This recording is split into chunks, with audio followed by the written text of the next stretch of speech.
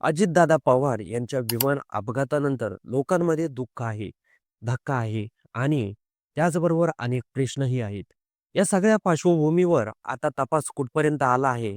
सर्वांना एकच प्रश्न आहे, की अजितदादाच्या विमानात होते, त्या विमानातल्या ब्लॅक बॉक्समध्ये नेमकं काय रेकॉर्ड झालं? असा प्रश्न सर्वसामान्यांना आणि पवार कुटुंबाला पडला आहे. आणि काही ठिकाणी अजित पवार यांच्या मृत्यूचं काही जण राजकारण करत आहे, असं दिसत आहे. त्याचबरोबर तपासाबद्दल महत्त्वाची माहिती केंद्रीय विमान वाहतूक राज्यमंत्री मुरलीधर मोहोळ यांनी दिली आहे. त्यांच्या म्हणण्यानुसार या अपघाताचा प्राथमिक चौकशी अहवाल लवकरच सरकारकडे सादर केला जाणार आहे. या तपासाची जबाबदारी विमान अपघात तपास आयोग म्हणजे AAIB आणि नागरी विमान वाहतूक महासंचालय म्हणजे DGCA यांच्याकडे आहे. दोन्ही यंत्रणा सध्या सक्रियपणे काम करत आहे. अपघातग्रस्त विमानाचा ब्लॅक बॉक्स सापडला आहे.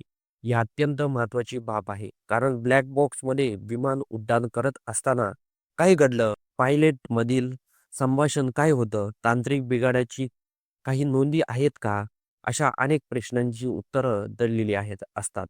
सध्या तज्ञांची पथकं डाटा डाउनलोड करण्याच्या प्रक्रियेत आहे. डाटा मिळाल्यानंतर याचं विश्लेषण होईल आणि त्या आधारे पुढील निकष काढले जातील. यानंतर प्राथमिक अहवाल जाहीर केला जाईल, असं मोहोळ यांनी स्पष्ट केलं आहे. दरम्यान या घटनेभोवती राजकीय वातावरणही तापलेलं दिसत आहे. अजित पवार यांच्या कुटुंबियांना, मित्रपरिवाराला आणि सहकाऱ्यांना काही शंका असल्याचं बोललं जात आहे. शिवसेना, उद्धव उबाटाचे गटाचे नेते, खासदार संजय राऊत यांनी थेट प्रश्न उपस्थित करत अशा वेळी काहींना वेदना का होत आहेत? आम्हाला संशय येत असेल तर अस्वस्थ का होता? तुमचा काही हात असेल का? असा रोखठोक सवाल त्यांनी केला आहे. त्याचवेळी मुख्यमंत्री देवेंद्र फडणवीस यांनी एक मृत्यूचं राजकारण करू नये अशी स्पष्ट भूमिका घेतली. राज्य शोक मग्नामध्ये असताना आरोप प्रत्यारोप टाळले पाहिजेत असं त्यांचं म्हणणं आहे. त्यामुळे एकीकडं संशय व्यक्त करणारे आवाज आहेत, तर दुसरीकडं संयम राखण्याचं आव्हान आहे. अशा दोन भूमिका सध्या समोर येत आहे. या सगळ्यात पवार कुटुंबाकडेही सर्वांचं लक्ष लागलं आहे. गेल्या काही दिवसापासून सातत्याने चर्चा आहे, की शरद पवार आणि अजित पवार यांच्या राष्ट्रवादी एकत्र येणार. पण कुठेतरी जे नेते आहेत, सुनील तटकरे, प्रफुल्ल पटेल यांनी अजितदादा यांचा मृत्यू झाल्यानंतर 2-3 दिवसांमध्ये सुनेत्रा पवार यांना उपमुख्यमंत्री पदाची शपथ घ्यायला लावली. तर माध्यमांमध्ये टीका ही झाली, की एवढी घाई कशासाठी? कोणालाच काही कळलेलं नाही. त्याचबरोबर शरद पवार यांनी देखील आपलं मत व्यक्त केलं. सुनील तटकरे यांनी पत्रकारांशी बोलताना स्पष्ट सांगितलं, की पक्षाच्या काही अटीमुळे आम्हाला हे सर्व करावं लागलं. सुनेत्रा पवार यांनी 3 दिवसात शपथविधी घेतल्यानंतर शिवसेना शिंदे गटाच्या काही नेत्यांना त्यांच्या उघडपणे टीका समोर आल्या. आज माणसांपेक्षा खुर्ची महत्वाची आहे का? अशी टीका सुनेत्रा पवार यांच्यावर करण्यात आली. पण तरी देखील त्यांनी शपथविधी घेतला आणि उपमुख्यमंत्री म्हणून त्यांनी कामाला सुरुवात केली.